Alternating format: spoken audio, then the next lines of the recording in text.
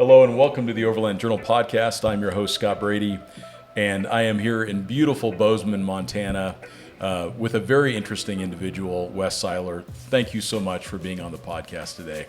Yeah. A, you're very flattering, and B, it's been too long since I've seen you. I know, it has been. And a special thanks to Rocky Talkies for their support of this week's podcast. Rocky Talkies are backcountry radios designed by a small team in Denver. The radios are extremely rugged, easy to use, and compact, weighing in at just under 8 ounces. They have a range of 1 to 5 miles in the mountains and up to 25 miles line of sight. The batteries will last from 3 to 5 days, and you can recharge them easily via USB-C right in the vehicle. Our team uses Rocky Talkies, and we also used them recently at the Overland Expo. The next Overland Expo, stop into our booth and say hello and check out the radios for yourself. And as a listener of the Overland Journal podcast, you can get 10% off a pair by going to rockytalkie.com/Overland Journal. Thanks again, Rocky Talkie. I know, and it's been fun to be back in Montana a lot more recently, and we were talking about just a few minutes ago. But what do you think is this draw to Montana right now? Yeah, I mean, so obviously, pandemic trends have accelerated moves to rural areas. But outside of that, I think the thing that attracts people to Montana is that there's real danger here. And whether that's winter weather, whether that's an avalanche, whether that's a grizzly bear, whether it's just the extremely low population density and the amount of trouble you can get in as a result without access to help. This is a place that attracts self-reliant people who want the ability to go out there and test themselves and do so without a whole lot of oversight. Yeah. And that attracts a broad swath of people from all spectrums of society. So what's interesting to me is how you got from, if I remember, you grew up in South Carolina. Was that correct? I'm from Georgia. Georgia? I was born in Georgia. My family's from North Carolina. North Carolina. I grew up mostly in England. Okay. My dad worked for the Department of Defense. Okay. And then I've lived in London and New York, Los Angeles, and now here as an adult. So talk to me about that process that goes from growing up in the southeast of this country to where you decide, I want to move to Bozeman, and you want to have the adventurous life that you do now. What was the impetus for you becoming the Wes Siler that we know today? Right. So I should point out first that I had nothing to do with moving to Bozeman. This is entirely the result of my lovely wife, Virginia, who is about 5 feet that way right now. We met in Los Angeles. I think on our first date, she said, I'm not going to live in Los Angeles forever. And I was like, my kind of girl. And we got serious, and we were thinking about a lifestyle upgrade. And, I didn't grow up in this country. I've lived here since 2006. Yeah. So, I wasn't fully familiar with everything. And the places that I had a lot of fun outdoors and where I had existing friend groups and things like that, that felt right. It was the PNW. It was, Bend, Oregon, Ashland, Oregon, Seattle, and outside of Seattle. And that felt exciting for me. But Virginia was always kind of like, that's not quite enough. I never really understood that because I'd never been here. I'd never been to Montana. Got it. This to me was a blank space on a map that I was pretty convinced was South Dakota. And so as we were shopping for houses elsewhere in the country, she orchestrated a little vacation here. Got me drunk at dinner one night. We were walking back to the hotel, and she's like, "Why don't we just move here to Bozeman?" And I was like, really? There's one street. You could do this? And she was like, yeah. And so 4 months later, we had bought a house, moved up here. Well, and you guys were right before the onslaught, literally, of people moving to Montana. Oh my God! I mean, yeah, our timing was very good. It was expensive back then, honestly, and it was a challenge. And once the pandemic hit, I mean, it's just been insane. Yeah. And my heart goes out to people that want to move here now because it's just there's no inventory for houses whatsoever. Yeah. The rental market is predatory. You can't buy a house for lower money. It's nice to be here now. It's, as you saw, very crowded downtown with tourists. It was, yeah. But we're also talking like we tend to concentrate our views of things into very small areas. And we can say, oh my God, Bozeman's blown up and it's crazy. And you drive 10 minutes in any direction and it's empty and there's nobody around as far as you can see. Well, it's still a really special area. I was camped about 45 minutes away, and I didn't hear another vehicle. I didn't see another vehicle. Yeah. I was perched up on top of this promontory overlooking the valley, and it was gorgeous, man. It was just gorgeous. I hunt bears right where you camp. Oh, nice. Yeah. Well, hey, that's a great segue, because I'm really interested to understand what you have learned in the hunting space that you have brought with you to travel and to overlanding. That's an interesting question. I should start with, I'm honestly kind of a neophyte hunter. I came into hunting as an adult. I've had some good mentors. Obviously, through work, I can have experiences and tutelage and access to products and gear that people couldn't, and that's helped speed me along. But at the same time, I'm not Steve Ranella. Yeah. Right. I'm just somebody who goes out. I really enjoy seeing animals. I've always loved animals. Really fascinated with them, and that's really sort of spun into hunting. Hunting is, seeking out.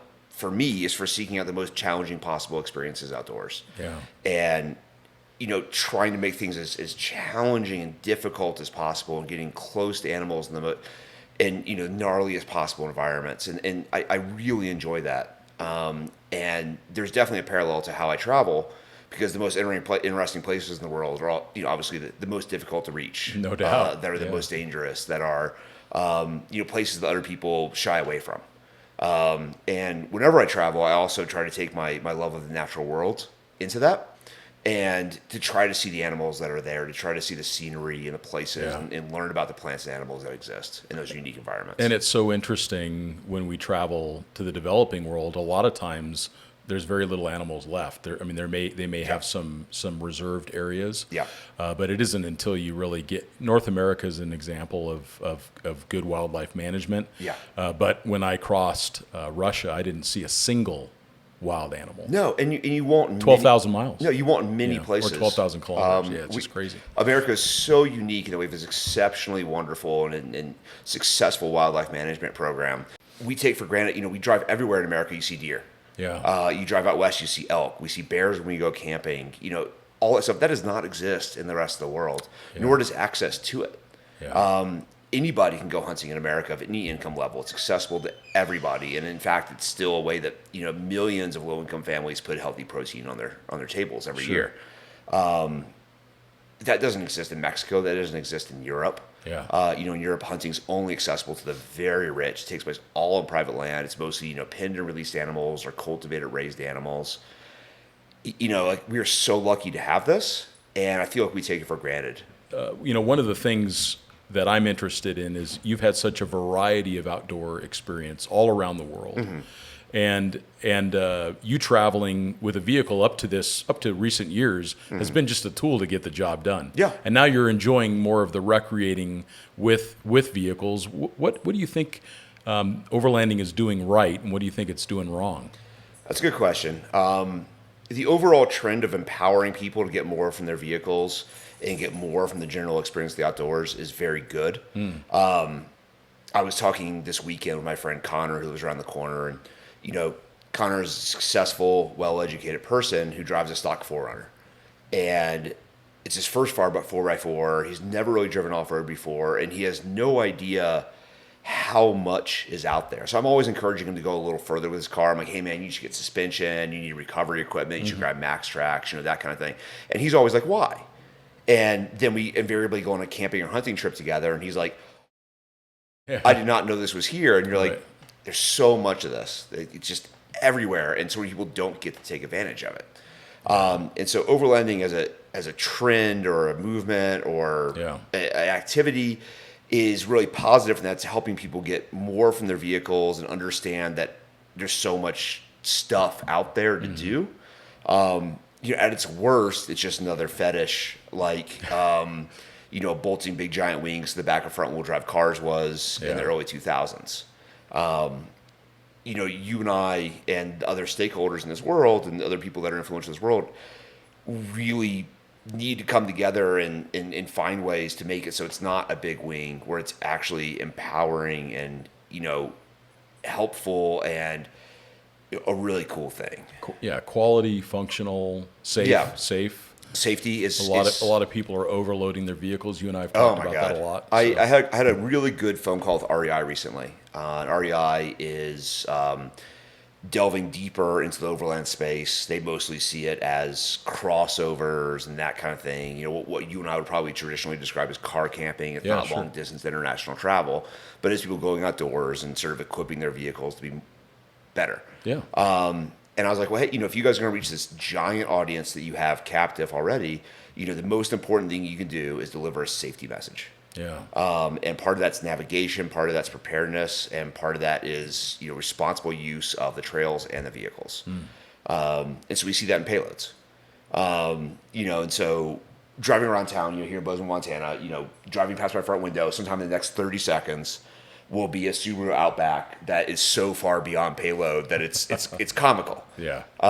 And that person invariably at some point is going to think that they have a legit off-road vehicle, get it up a dirt road or get it in the snow, get it stuck, and have no idea what to do from that point. Yeah. And just outside of town here, I mean, you could spend 20 minutes driving and be 15 miles deep into grizzly bear territory without water, without bear spray, without any effective tools. Have your Outback, your overlaid Outback high centered, have no straps, have no max track, have no shovel on board. Yeah. And what do?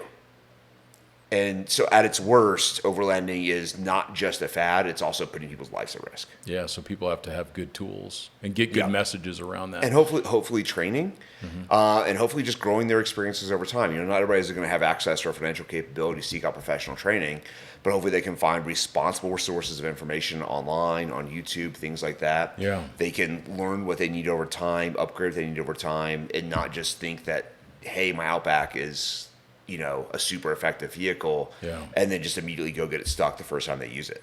And you've done a good job through Outside and Definitely Wild and your own efforts of communicating that message.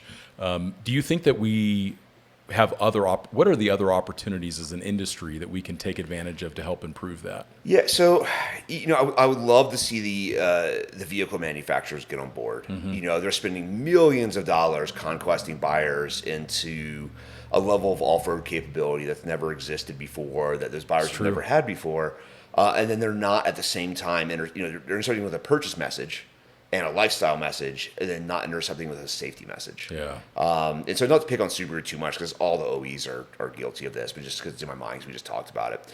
But the new Outback Wilderness, the new Forester Wilderness are great examples of what we're talking about here. Yeah. Increased capability. So a little bit, not a whole lot of increased capability, but a whole lot of image. So people are going to try to use them in more significant ways. And then they have the suggestion of recovery points, for example. So they've covered their tow hook eyelets in little bronze, covers. And so at no point in the buying process are you intercepted with a message that, hey, what lies behind that bronze cover is not a real recovery point. You cannot pull a car out of mud using that. You will die. Yeah. It's just hey, this is a super sick off-road Subaru, bro. Right. And so you'd be forgiven to go off-road and say Death Valley, for instance, get your car stuck, not have a whole lot of experience outdoors, not have a whole lot of appropriate safety messages, try to walk out for help and die, as two people did last year.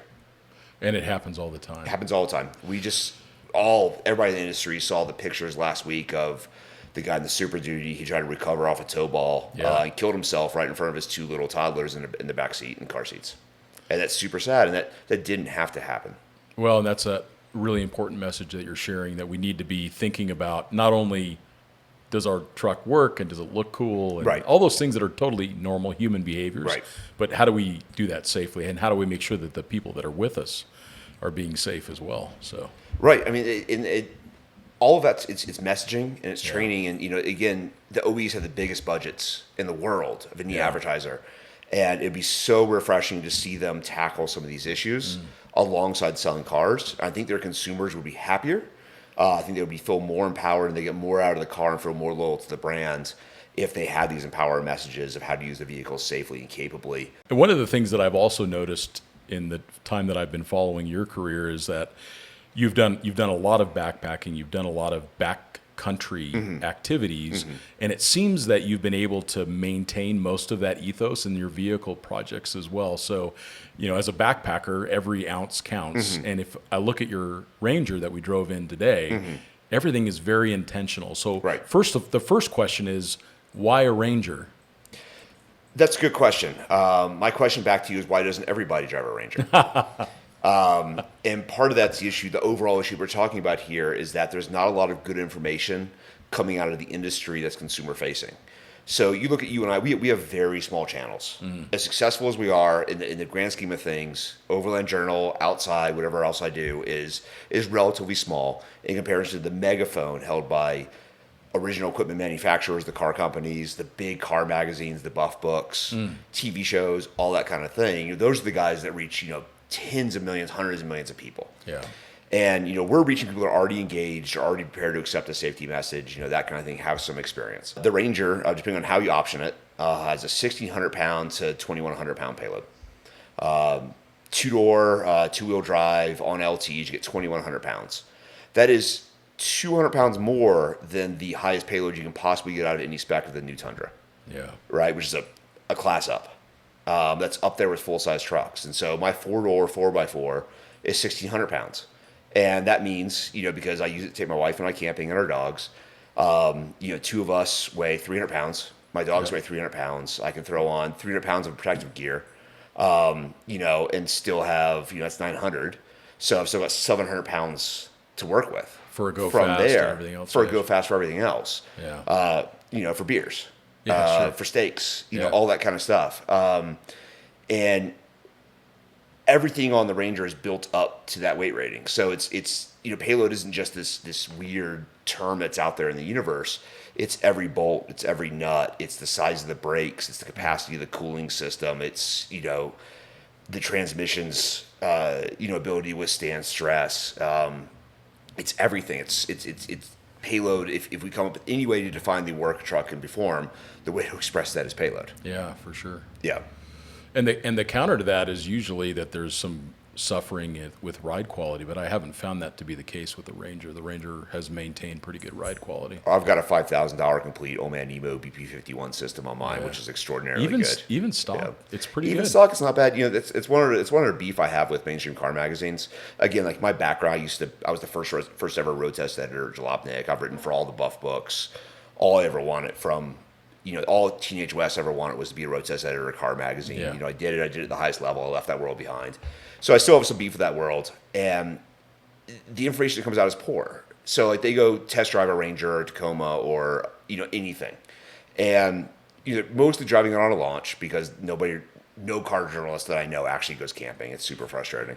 They're driving it solo or maybe with a camera person on board with no weight in the bed. And you don't buy a pickup truck to drive solo with no weight in the bed. Mm-hmm. You might buy a Jeep to do that, two-door Jeep to do that. You might buy a Maverick to do that. You might buy a Subaru Crosstrek to do that. But you buy a pickup truck because you carry. Yeah. Right? Yeah. And so people complaining about ride quality when there's nothing in the bed is just such a non-real world use case ever. These people are just so out. They just have no idea how consumers actually use vehicles. Mm-hmm. And so, the stock Ranger ride's fine. Throw some camping gear in the back, throw your dogs in it. It's designed to carry weight. That's right. Yeah. Yeah, that's why we have tons of sandbag, these like heavy-duty canvas sandbags. So we can load up. And we know exactly how much each one weigh. They're the same. Right. And we just load them up in the back so we can get a sense for that. Yeah, I would love to see that at a mainstream car magazine where they had a consistent test methodology, tested everything, in a really transparent and equal way that was also based on real-world use. Mm-hmm. Yeah. No, that's excellent. And then I've noticed on your Ranger that you've been very intentional about how you've built it because this is actually your second Ranger. Yes. So talk to me about what you did for modifications to this truck. So the first Ranger, I got one of the first when the Ranger came to America. Actually, I should back up a second. Let me tell you a story.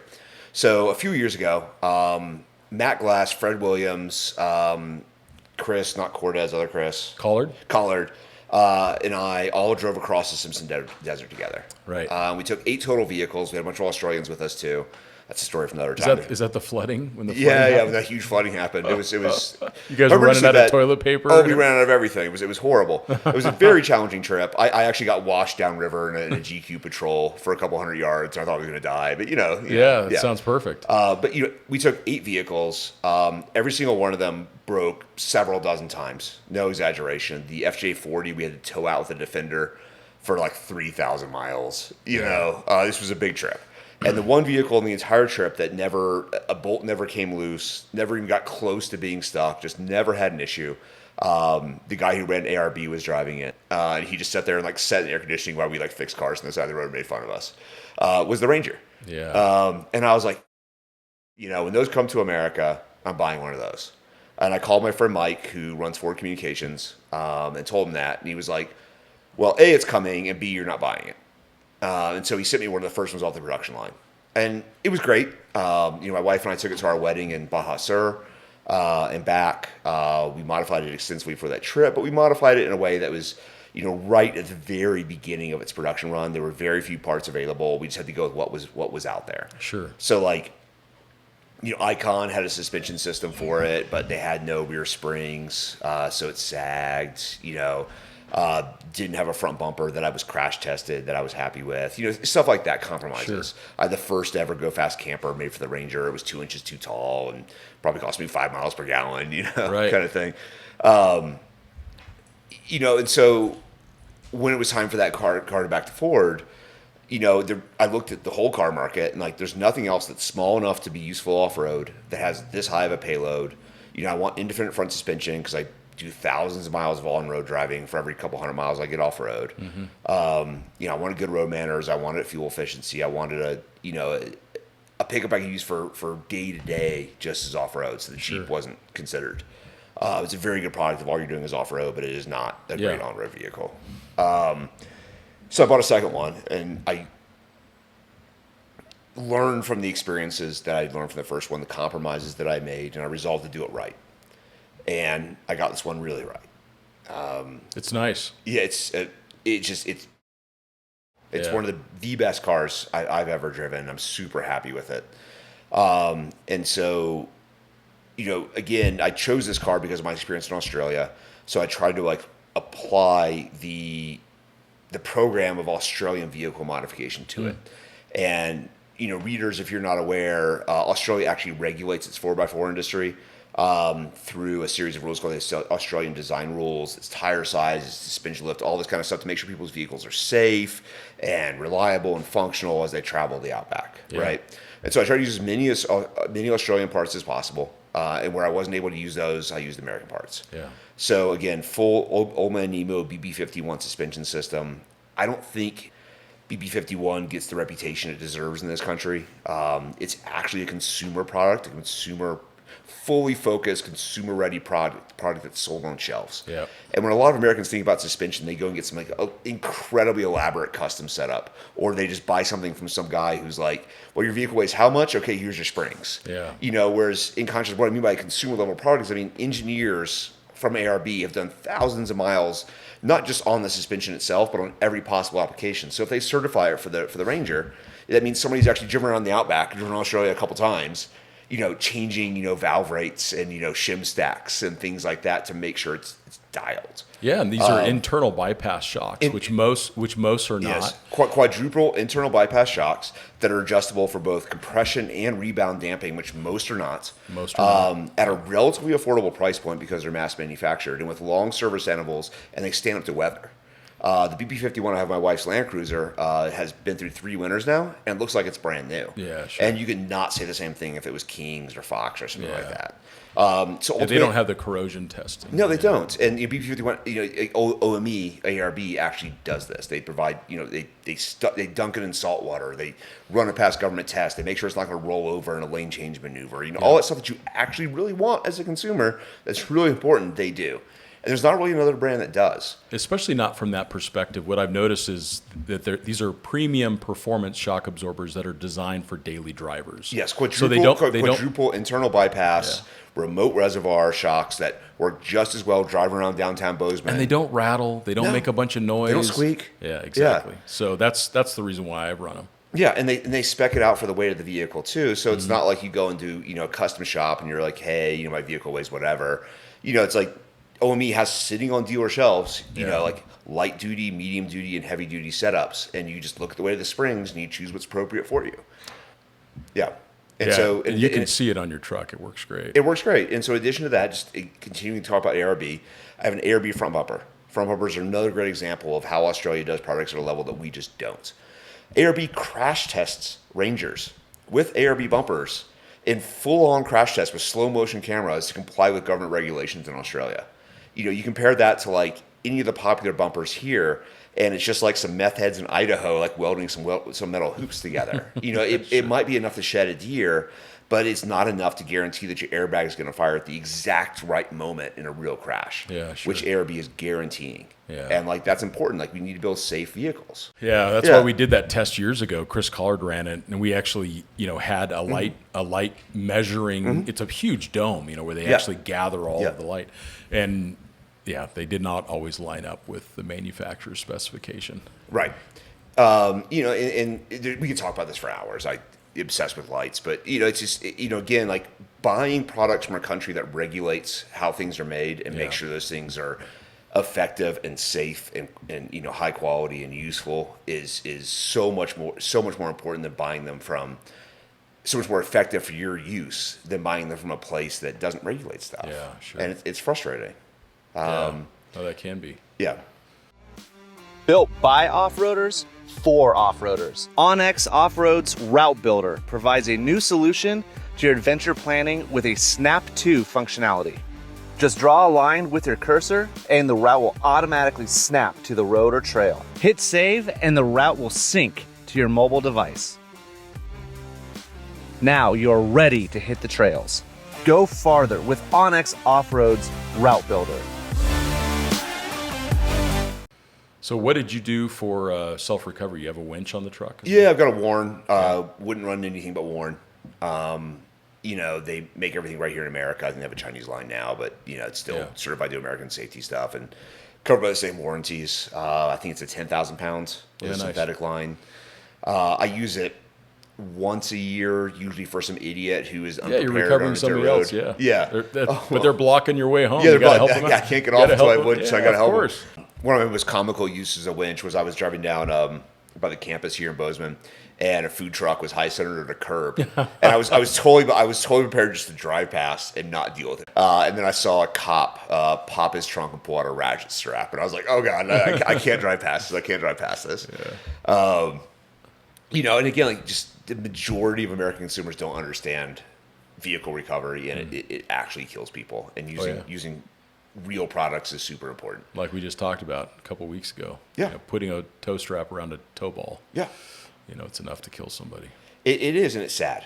And it happens so fast. And it turns an everyday thing that you and I do without thinking now because we've done it so often into something that actually kills dads. And like that sucks. Yeah. And all it takes is just an effective safety message where like I wish that it was just regulated in some way where like it doesn't matter how stupid you are, you can't buy the wrong product. Yeah. And it's a shame it's not that way. Yeah, no doubt. Yeah. Make that important part of messaging. Mm-hmm. So then in the back, you've got a Go Fast. Yes, I've got a Go Fast camper, which I love. It's impressive. I mean, looking at the one on your truck to see that it's not just an evolution from Gen 1 to Gen 2. It's definitely a revolutionary product. It's insane. I mean, I took Scott by the factory today. Full disclosure, I work with the guys at Go Fast now. So, take all this with a grain of salt. I wouldn't, if anybody who knows me has read my stuff for the last 20 years, would know I would never not speak the truth. But, I should say that I do work with those guys now. So it is a level of product that it does not exist elsewhere.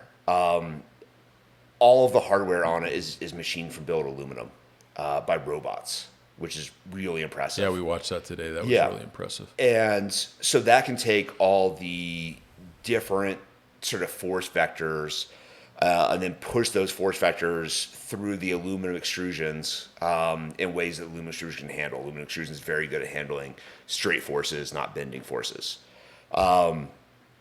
We've got a topper coming out in the next couple weeks that we just threw 4,000 pounds of weight on the top of, and it was fine. We could sell that product to consumer tomorrow. They would never know we had thrown 4,000 pounds of weight on the top, and that was sized for a Tacoma. Yeah, sure.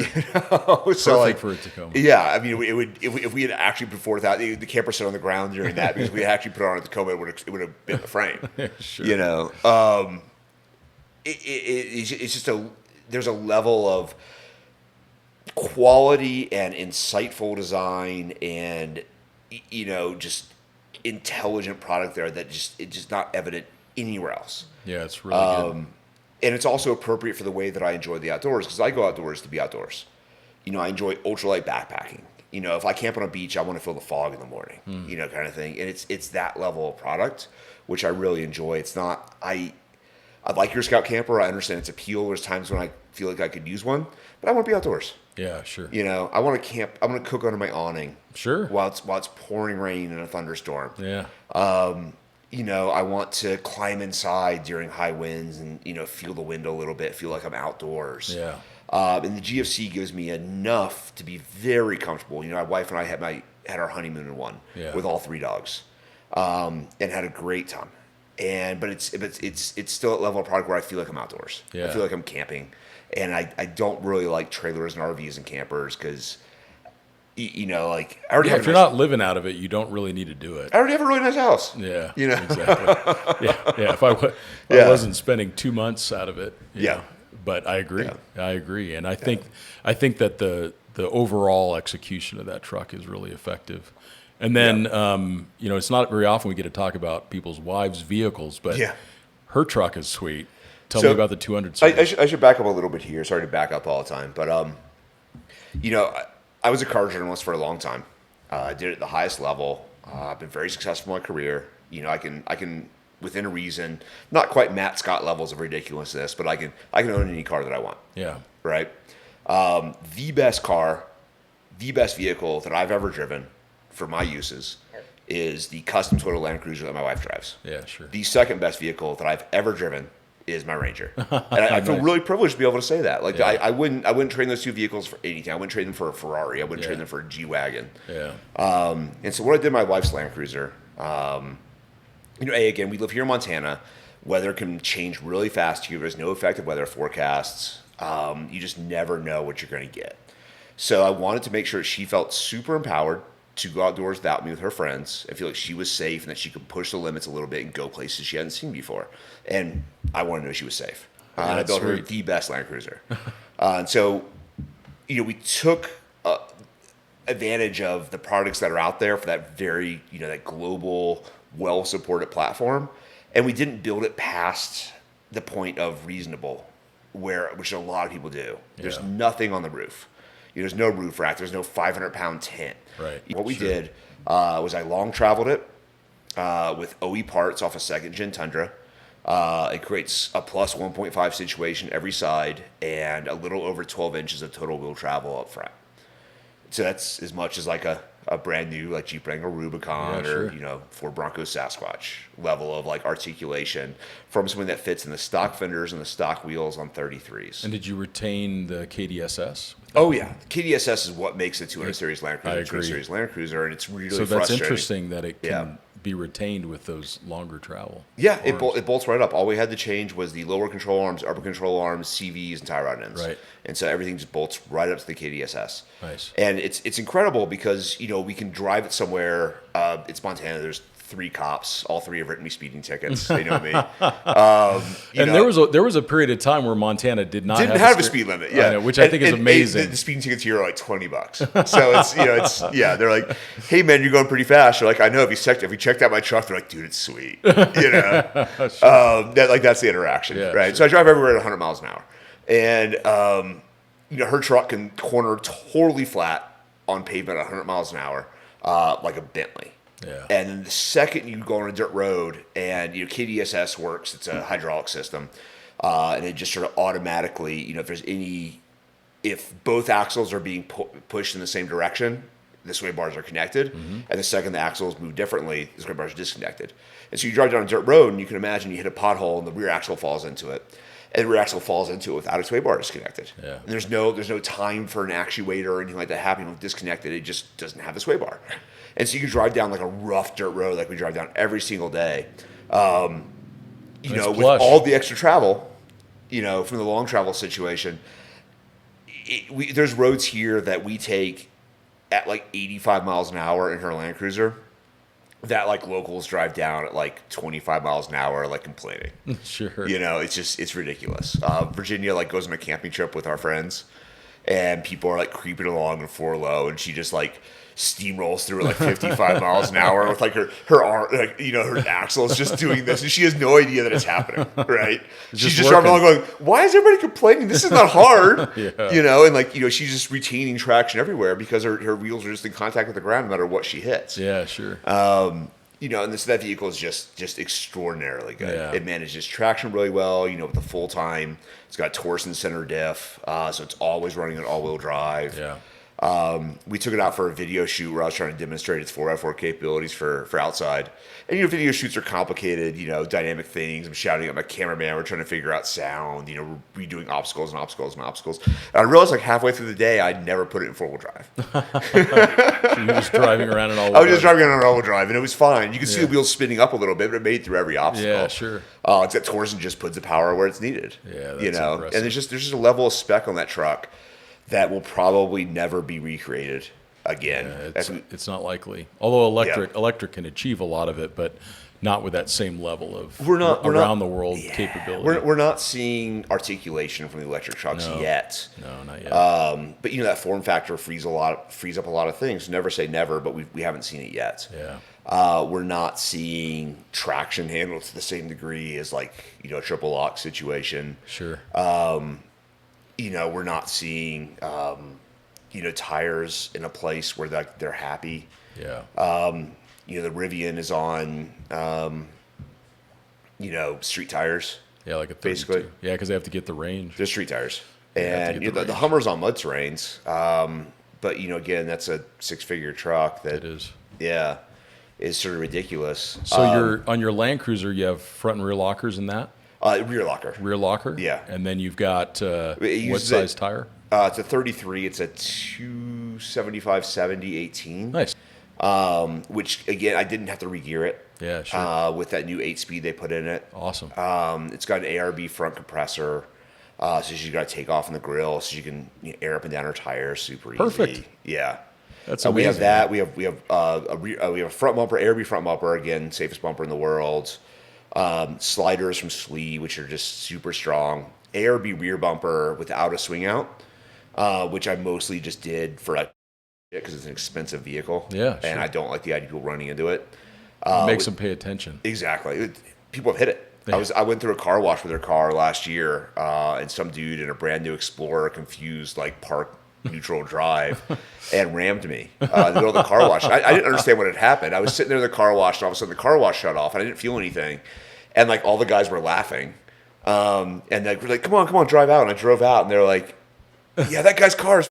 And some dude in an Explorer had like ran into the back of me, like torn off his front bumper, like scooched up his hood, and there was like a nick, like like a half an inch wide in the steel bumper that like I touched up with nail polish. Unbelievable. You know, the level of capability and reassurance that car provides just our everyday life, whether it's just driving around town in the Bozeman like at the car wash. Yeah.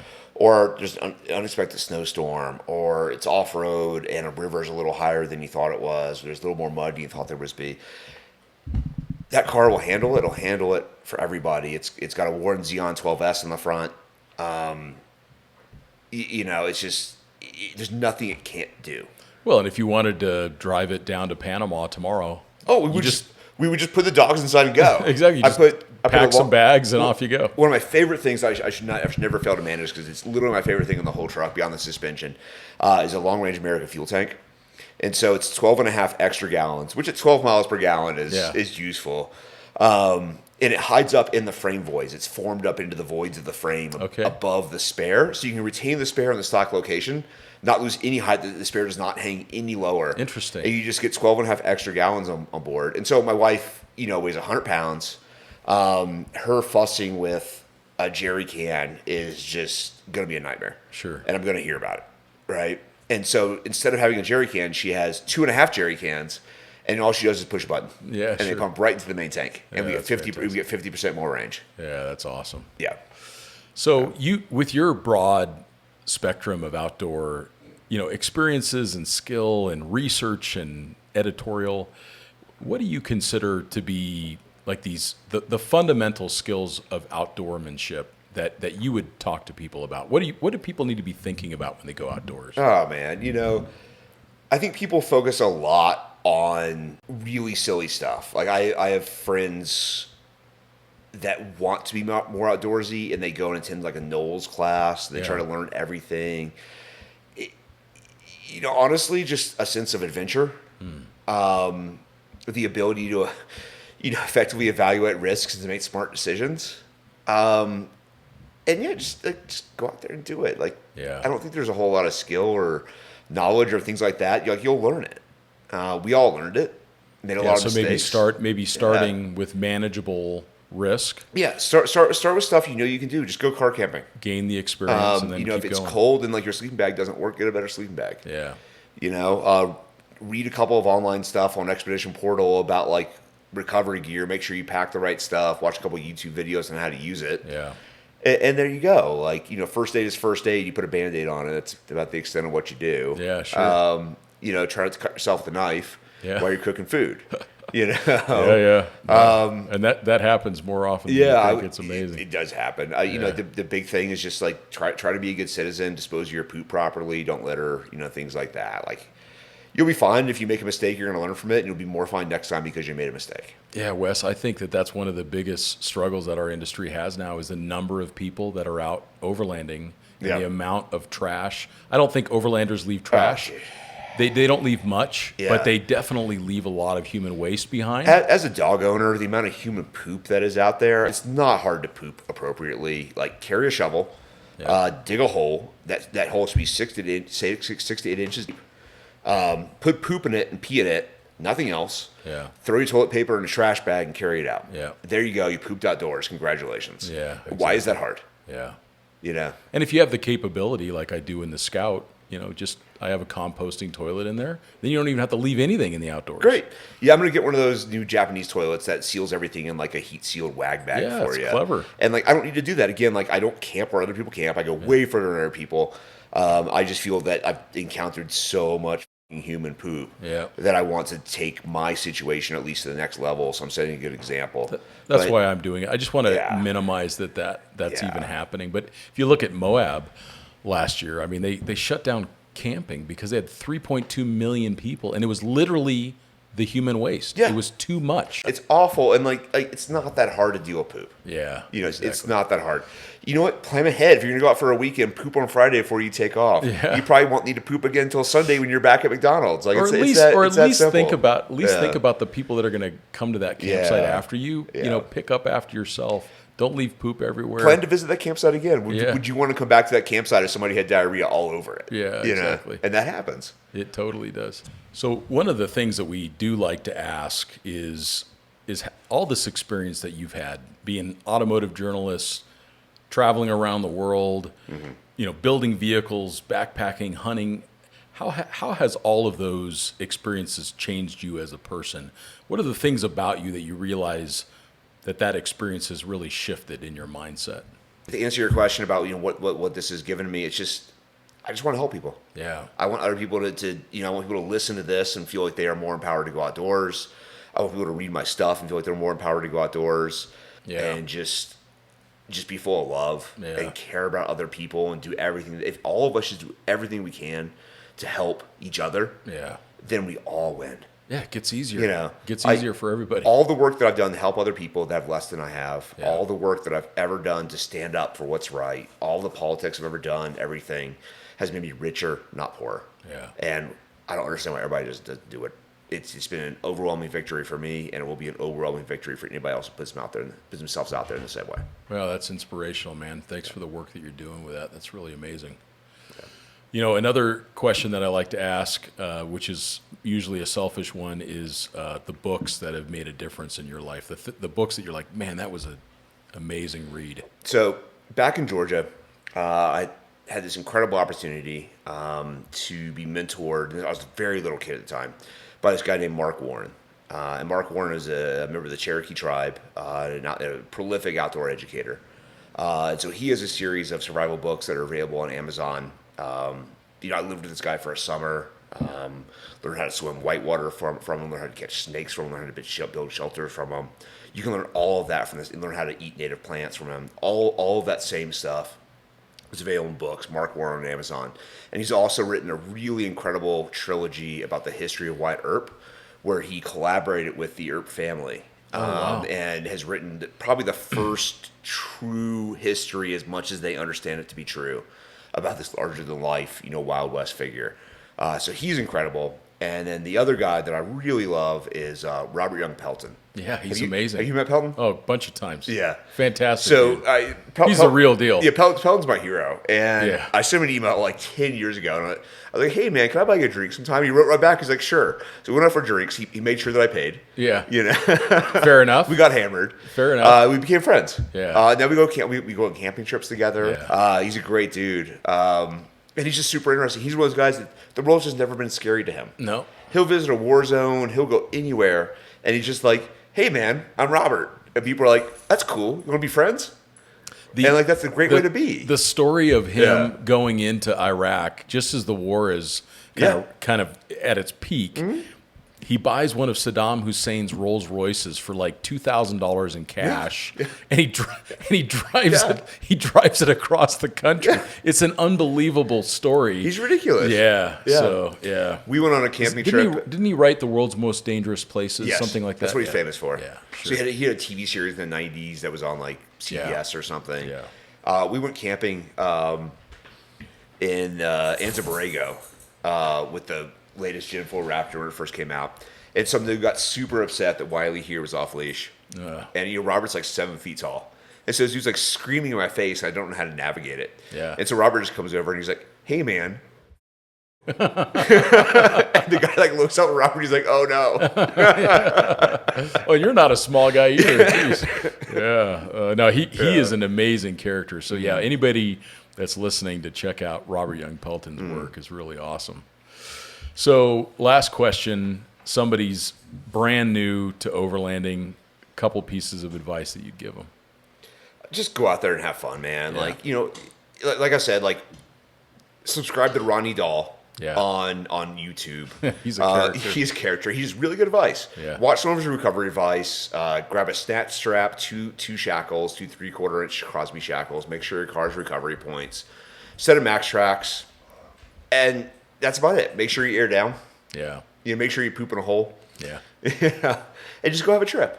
Yeah. Just go do it. And try not to be super irresponsible. Try to scale your experiences over time.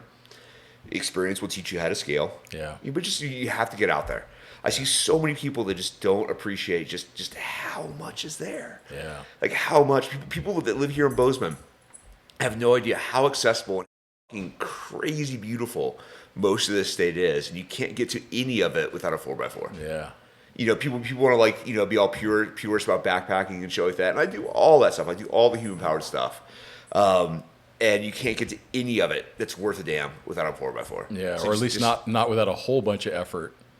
Whole lot of days of walking. That's right. Exactly. Yeah, I'm not toting a kayak for 15 miles up into those mountains right there, but I could drive there in about 10 minutes. I know. Isn't that amazing? Yeah. Yeah, it is amazing. Yeah. Well, Wes, the work that you do for outside and your own outlets has always been inspirational to me. I think the quality of the editorial that you produce is exceptional. You've always put the reader first, and that's something that we always try to celebrate within our organization.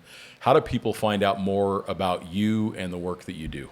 Just Google my name, Wes Siler. I mostly write for Outside Magazine. I have a couple other projects. You'll find me. Yeah. You've probably read my stuff already. You don't even realize it. It's I'm very fortunate to be able to say that. Yeah, for sure. Yeah. Awesome. Yeah.